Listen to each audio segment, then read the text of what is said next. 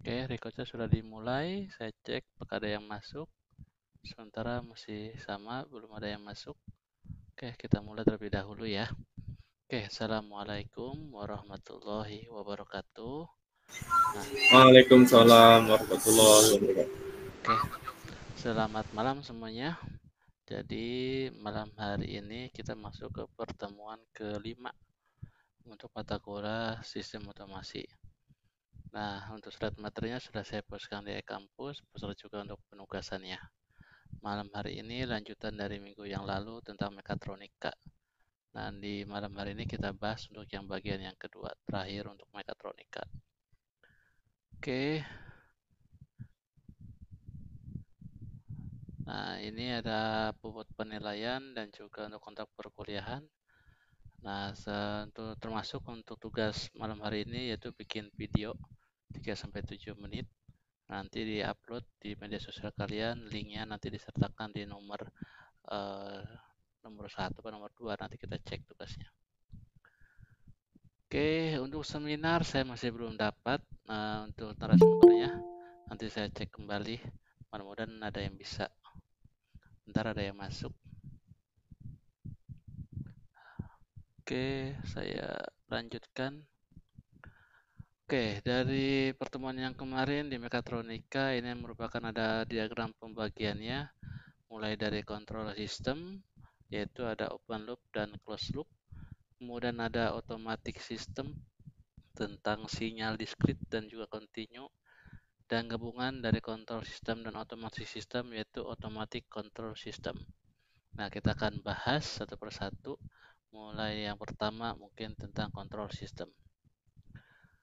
Nah, di control system ini merupakan kombinasi komponen tentang listrik, mekanik, thermal ataupun hidrolik.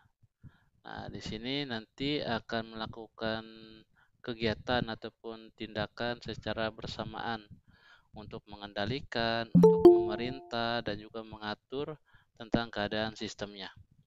Nah, bentar ada yang masuk. Oke, saya lanjutkan. Nah, ini berikut bagian dari sistem kontrol ataupun kontrol sistem. Yang pertama, sistem.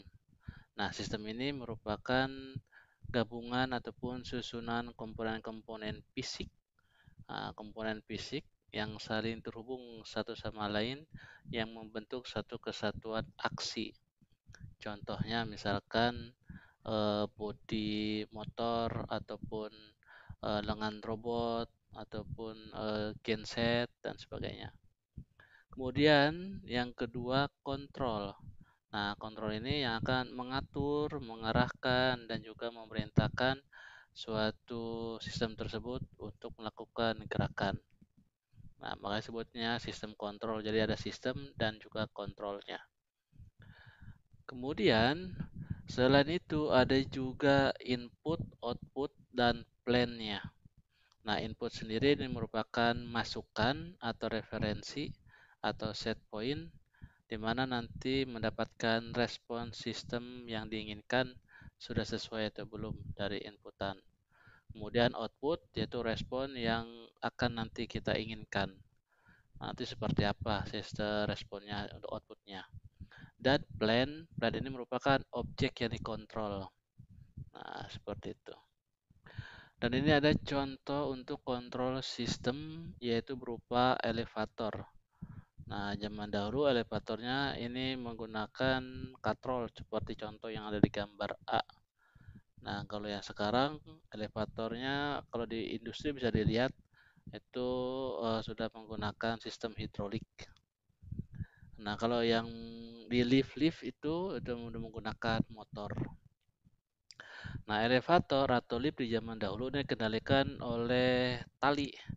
Jadi kayak nimba dia, narik tali sama turunkan tali, di mana gambar tali itu nanti bisa langsung dipotong untuk rem kalau misalkan untuk safety keamanannya.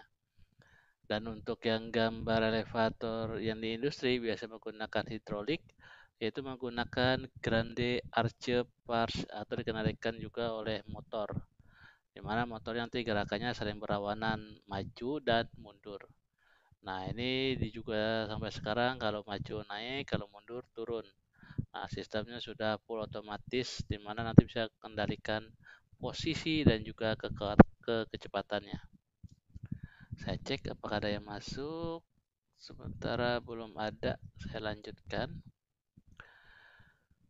Kemudian di dalam control system, nah ini berupa diagram floor ataupun transient, di mana nanti bisa kelihatan tradition ataupun habitat ataupun attitude, perilaku dari si sistem kontrol, di mana akan berbanding antara waktu dan juga lantai. Misalkan sini ada lantainya 1, 2, 3, 4. Nah, dia nanti akan mencapai steady state atau misalkan puncak aman. Nah, dia membutuhkan waktu yang namanya response time. Nah, di sini ada respon transientnya sampai steady state seberapa second. Bisa pilih bahkan beberapa detik atau beberapa menit tergantung nanti yang ditujunya.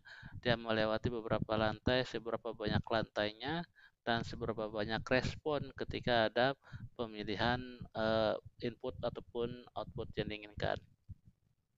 Di sini inputnya ada lantai 4, outputnya berupa elevator respon, di mana nanti ada lantai-lantai yang akan dilewati.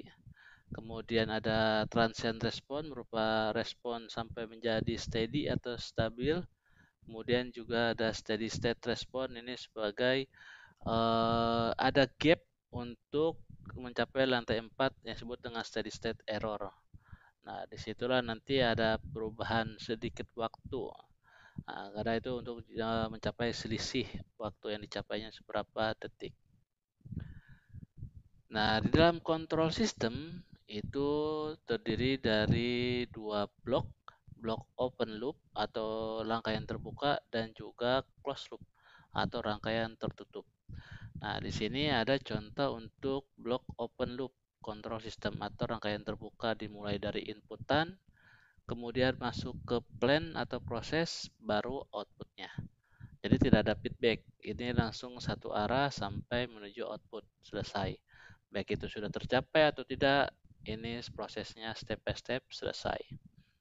Nah, ini bisa dilihat dari keterangannya, input biasanya berupa sinyal ataupun sejenis masukan, kemudian nanti diproses oleh si plan, nah nanti menghasilkan output dari si mekanisme mesin tadi. Kemudian yang kedua ada yang closed loop. Nah, diagram bloknya berupa rangkaian tertutup, di mana input memasuki nilai responnya ke plan untuk diproses dan nanti akan mencapai nilai output untuk diperintahkan. Ini kalau belum tercapai nanti akan difeedbackkan kembali biasanya menggunakan sensor ke plan untuk diproses nilai yang baru. Nah, ini bisa dilihat keterangannya di mana input berupa sinyal yang masuk menuju error detector atau pembanding. Nah, nanti akan diproses masuk ke plan dan nanti akan keluar melalui output. Nah, nanti di sini yang keluarnya akan difeedbackkan kembali jika outputnya belum tercapai. Kemudian, kadangkala sistem closed loop itu digabungkan dengan sistem open loop. Sehingga contohnya seperti ini untuk closed loop control menggunakan sensor, di mana inputan sensornya masuk ke plan, kemudian outputnya difeedbackkan kembali ke output sensor, di mana sebagai nilai tambah atau pengurang untuk nilai inputan sensor yang akan diproses oleh si proses atau si plan untuk mencapai tujuan akhirnya yaitu output yang diinginkan. Seperti itu. Oke, ada yang tanyakan di sini sebelum saya lanjutkan? Oke, kalau tidak ada akan saya lanjutkan kembali dan biasanya untuk kontrol sistem yang lengkap, nah yaitu gabungan dari open loop dan closed loop. Ini contohnya seperti ini, yaitu ada inputan sensor masuk ke controller, controller nanti menggerakkan aktuator, aktuator nanti akan memproses nilai untuk outputnya. Nah, di sini prosesnya apakah outputnya sesuai atau tidak, ini bisa difeedbackkan kembali melalui sensor dari si output tersebut. Nah, sensor outputnya nanti sebagai penambah ataupun pengurang dari inputan sensor yang didapatkan yang akan masuk bareng-bareng ke controller. Seperti itu. Oke, ini dari control system. Ada yang mau ditanyakan? Dan ini blok. Belum ada, Pak. Oke. Dan ini blok lengkapnya dari control system, di mana nantinya ada error detector sebagai penambah ataupun pengurang dari inputan berupa sensor dan outputan berupa sensor yang akan masuk controller. Controller akan mengirimkan sinyal penggerak ke aktuator, aktuator akan menggerakkan proses plan. Plan nanti akan didapatkan nilai output yang diinginkan. Kalau tidak sesuai, feedback kembali ke sensor outputnya, sensor output masuk lagi ke error detektornya. Looping terus menerus. Oke, ini keterangan satu persatu dari gambar diagram blok yang lengkap untuk control system.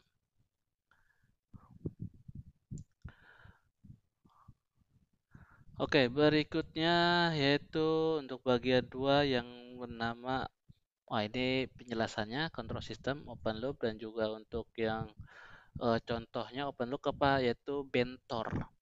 Bentor sekarang tuh masih ada, yaitu becak motor, yaitu di daerah Sumatera. Kalau misalkan kalian sudah pernah ke Aceh, dulu saya ke Aceh pas saat tsunami, atau ke Palembang, studi kasus di Unsri. Nah, itu masih ada di sana. Nah, ini, Kampung saya masih ada, Pak. nah di mana kampungnya? Purworejo, Pak. Purworejo saya belum pernah. Nah, Purworejo masih ada ya ternyata. Nah itu masih digunakan. Nah, itu open loop dia. Nah, berbeda kalau misalkan kalau yang motor-motor yang biasa di pasaran bermerek Honda ya masih jenisnya itu. Nah, itu hampir sama seperti itu bentor, namun di bentor ini inputan gasnya bisa dari stang yang mana dikendalikan oleh manusia, nanti plannya motor akan berputar atau motor nanti outputnya bisa gerak. Nah, di sini tidak ada feedback bedanya. Jadi kita tidak tahu nanti error atau inputan berupa gas stang dan juga perputaran gerak rondanya. Nah, kalau yang sekarang sudah terlihat tuh ada speedometer. Kalau kita gas naik, jadi gas dia turun atau bisa direm langsung. Nah, ini perasaan, feeling seperti itu. Apalagi penumpangnya di depan, nah itu berisiko bisa nubruk. Nah, itu dari open loop. Kemudian juga kalau dari closed loop, contoh-contohnya ya kita tahu untuk yang rangkaian yang ada di rumah itu banyak, contohnya AC. Kemudian AC dia otomatis kalau misalkan suhunya tercapai maka dia akan idle. Idle itu tidak mati, tapi dia masih hidup, cuman dia tidak bekerja ketika dia temperaturnya tidak tercapai. Kalau temperatur tidak tercapai, maka dia akan bekerja lebih kuat dibandingkan kalau posisi idle, lebih rendah. Karena sudah mencapai steady state. Nah, seperti itu. Dan itu bisa menggunakan closed loop control system. Nah, ini perbedaannya untuk open loop dan closed loop, di mana nanti AC kontrolnya untuk yang open loop tidak tergantung pada output. Nah, sedangkan closed loop tergantung sama outputnya. Kemudian yang open loop tidak memberikan kompensasi ataupun koreksi jika ada gangguan. Nah, kalau closed loop dia akan melakukan itu. Kemudian contohnya yang open loop, mesin cuci open, pokoknya ketika start hajar terus. Nah, kalau ada masalah paling yang mesin cuci dia akan stop gitu. Ya, memperbaiki kenapa masalah. Nah, itu. Misalkan air yang kurang dan sebagainya. Kemudian lebih simpel dan murah biasanya untuk open loop. Kalau yang closed loop lebih kompleks itu udah. Kemudian ini control system untuk open dan closed loop ya, yang ada di lapangan yang sudah ditambahkan beberapa parameter untuk adjustment. Nah, berikutnya ini ada yang kita bahas yang kedua dari mekatronika, bagian yang kedua yaitu berupa automatic system. Nah, ini merupakan sistem otomatis berbeda dengan automation ya. Nah, automatic ini sistem otomatis di mana sistemnya bekerja secara otomatis tanpa harus dikendalikan oleh sesuatu. Nah, hampir sama dengan automation, namun automation sistemnya lebih kompleks. Di mana dia selain atau automatic system ada juga kontrol di dalamnya.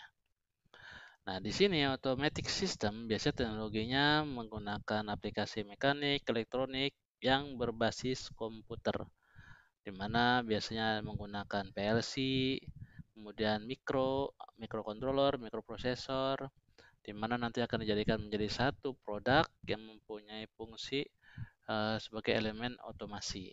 Nah, elemennya seperti apa? Contohnya ada power, ada program untuk instruksi, dan juga ada kontrol sistem yang mendukung semua proses otomasi tersebut. Nah, kita mulai yang pertama, power.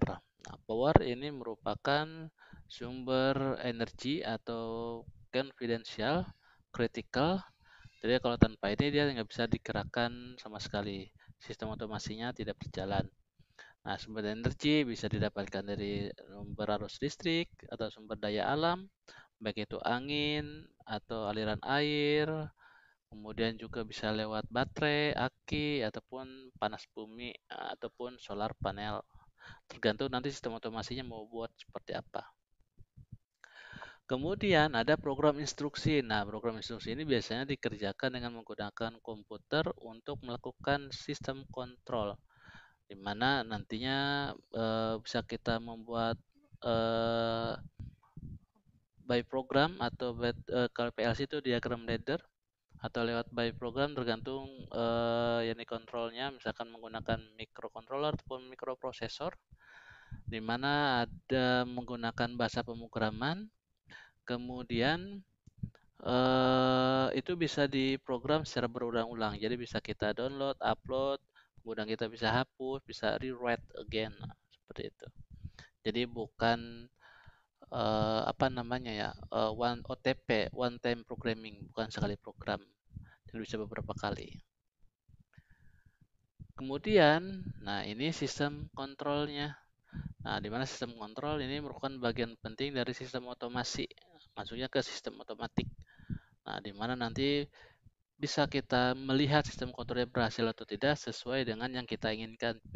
Misalkan kita ingin menggantikan pekerjaan manusia, di mana dia akan mengambil sesuatu, melakukan sesuatu, kemudian nanti akan mensuplai ke proses yang lain. Nah, itu kita buat dengan robot. Nah, itu kita lihat behavior atau kebiasaannya itu sesuai atau tidak. Nah, di situ biasanya nanti mungkin bisa dibenamkan layaknya seperti manusia, mempunyai mata dan otak. Nah, bisa AI ataupun machine learning bisa dibenamkan ke dalam sistem kontrol tersebut. Nah, biasanya itu tersusun dari komputer, rangkaian elektronik, ataupun rangkaian mekanik. Jadi gabungan antara PLC atau mikro, kemudian dari mekanismenya dan juga sistem kontrol yang digunakan. Nah, sistem kontrol yang sederhana, ya contohnya misalkan di toilet. Nah, kalau kita mau isi ulang tangki air, ngisi pengisiannya itu kapasitas dari si tangki itu ada di dalamnya. Nanti kalau misalkan kita flush, kemudian nanti otomatis itu ada level air. Nah, kalau misalkan tidak mencapai, dia akan mengisi. Tapi kalau sudah tercapai, dia akan mematikan valve-nya. Kemudian juga AC, ataupun air conditioner. Nah, di situ kalau misalkan ketika pertama kali dihidupkan, dia akan membaca setting suhu yang di set itu suhunya berapa, kemudian akan membaca untuk suhu di area sekitarnya.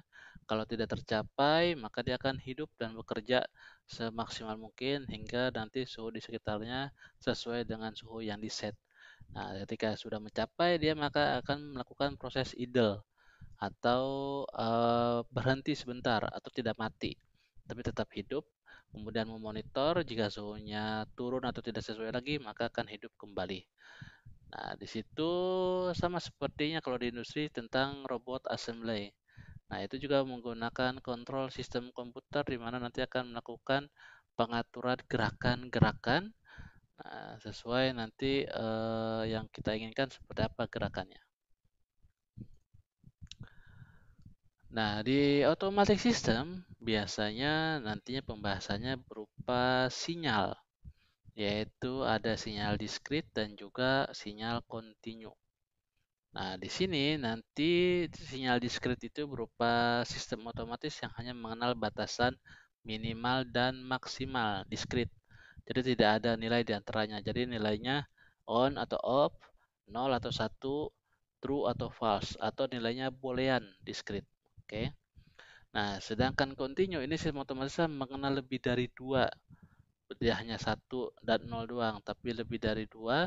Nah, nilai ini bukannya nilai maksimal dan minimal, bisa kita membuat nilai sesuai yang kita inginkan. Misalkan posisi mati, shutdown, kemudian kecepatan 1, 2, 3. Nah, seperti itu.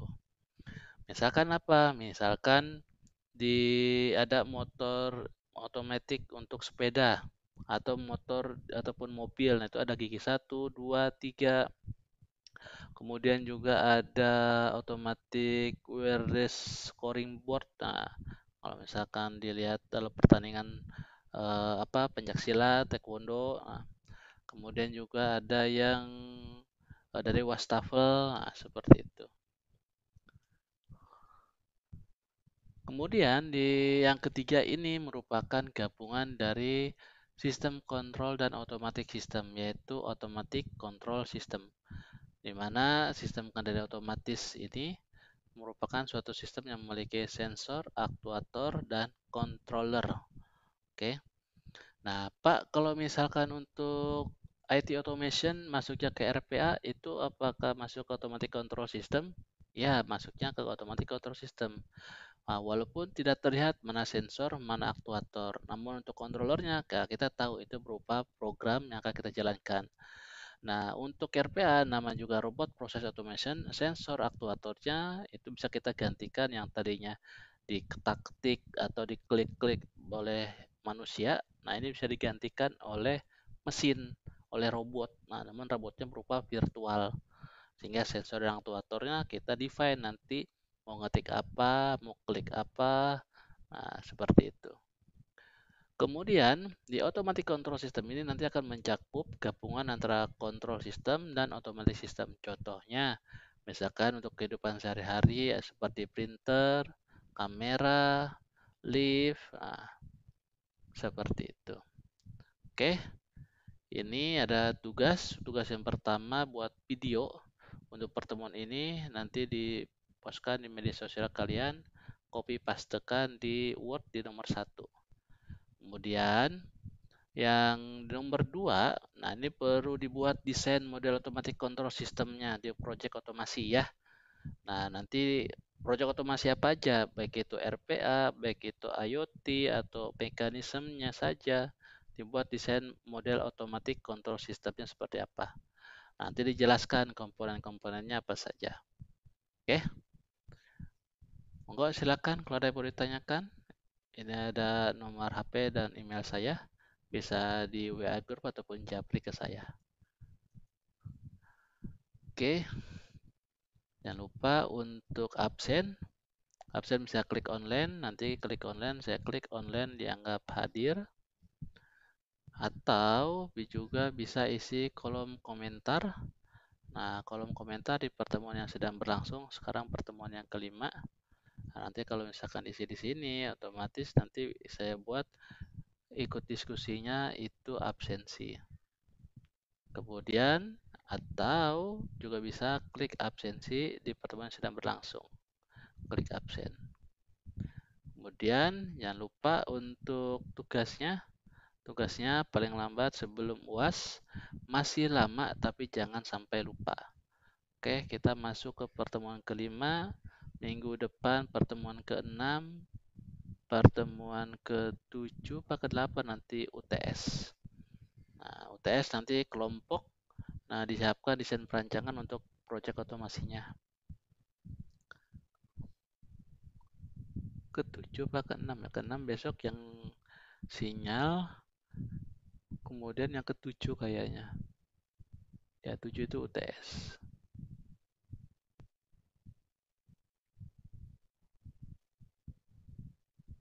Monggo silakan kalau ada yang mau ditanyakan.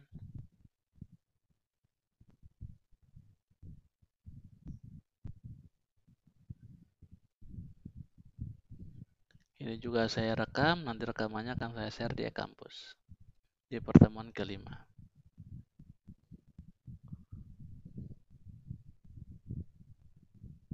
Maaf Pak, mau nanya Pak. Iya, silakan.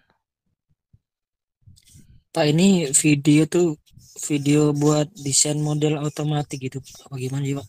Nah, video ini itu cukup memvideokan tentang pertemuan kelima ini. Kita bahas yang namanya mekatronika bagian yang kedua, yaitu pembahasan tentang sistem otomatik, tentang kontrol sistem, kemudian tentang automation system, dan yang ketiga automatic control system.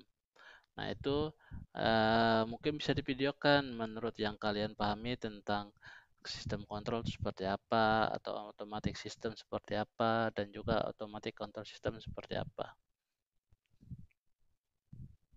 Buat video seperti itu. Kayak merangkum atau presentasi gitu ya Pak? Iya, bisa seperti itu. Baik Pak, terima kasih Pak. Sama-sama. Pak, izin nanya lagi, Pak. Monggo, Mas Takutnya Satrio. udah pernah ditanyakan. Iya, silakan. Ini kan proyeknya kan berarti berkelompok ya, Pak? Project berkelompok itu hanya untuk UTS dan UAS. Nah, untuk tugas, proyeknya sendiri-sendiri. Oh, siap, Pak. Jadi Kelompoknya biasa, Pak? 4 orang, Pak? Iya, bisa sendiri, berdua, bertiga, berempat, maksimal berlima. Oh, baik, Pak. Terima kasih, Pak. Iya, jadi diusahakan sendiri-sendiri untuk tugas ya. Kelompok hanya UTS dan UAS. Jadi setiap orang tuh punya proyek otomasinya sendiri-sendiri.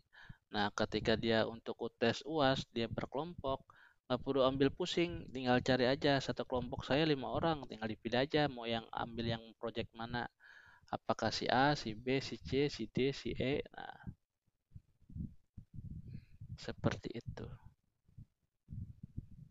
Nah, saran saya sih sendiri biar nanti bisa lanjut ke tugas akhir skripsi. Nah, jadi nggak banyak waktu yang tersisa biar cepat selesai juga.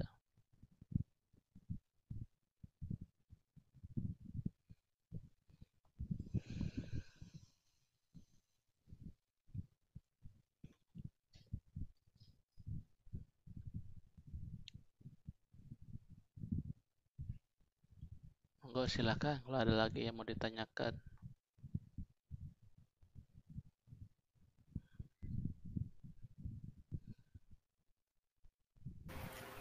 Pak Asep udah sehat, Pak? Belum. Perkembangan gimana, Pak? Perkembangan alhamdulillah ada perbaikan, ada peningkatan. Insya Allah kalau sekarang jalannya lebih gagah tapi masih pakai tongkat. Kemudian belum bisa jalan jauh, jadi baru mungkin sekitar 100 langkahan kurang lebih. Itu duduk masih ambruk, masih belum bisa nahan kalau mau duduk. Apalagi nongkrong atau jongkok, kemarin saya nyoba nggak bisa, masih jatuh, belum bisa bangun, masih dibangunin sama orang. Semoga cepat pulih, Pak. Amin. Ini udah hampir 2 bulan lebih. Besok tanggal 18 Oktober udah 3 bulan.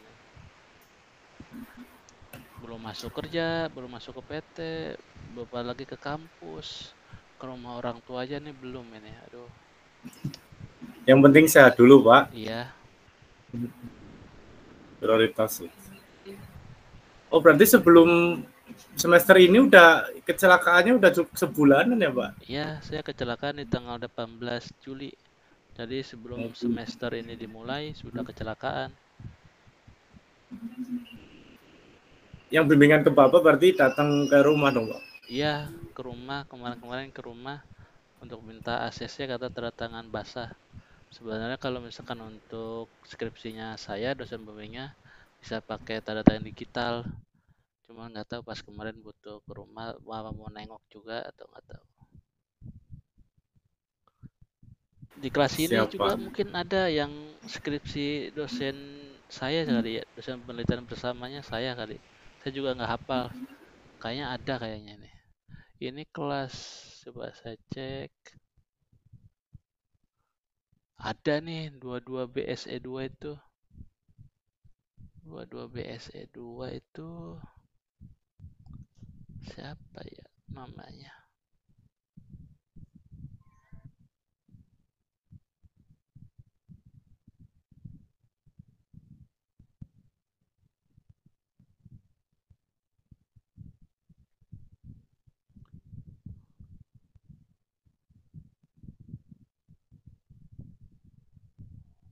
Oh, nggak ada. Ada juga 22 BSE1. BSE1 tuh nanti jam setelah ini jam 8. Iya.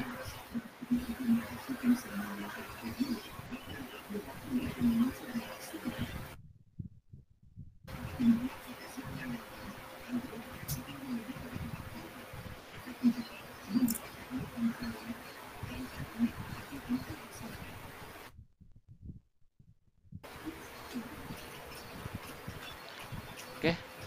Kalau tidak ada lagi yang ditanyakan, kita nanti ketemu lagi minggu depan. Mohon maaf, minggu depan harusnya offline tetap muka di kelas, tapi sepertinya saya masih belum bisa ke kampus, jadinya nanti masih online ya. Insya Allah nanti kalau udah bisa sembuh, udah bisa jalan, rada kuatan, saya ke kampus. Siap Pak, ditunggu cepat pulih Pak. Amin ya Allah, amin rabbal alamin. Oke, saya akhiri. Wabillahi taufiq wal hidayah. Wassalamualaikum warahmatullahi wabarakatuh. Waalaikumsalam warahmatullahi wabarakatuh.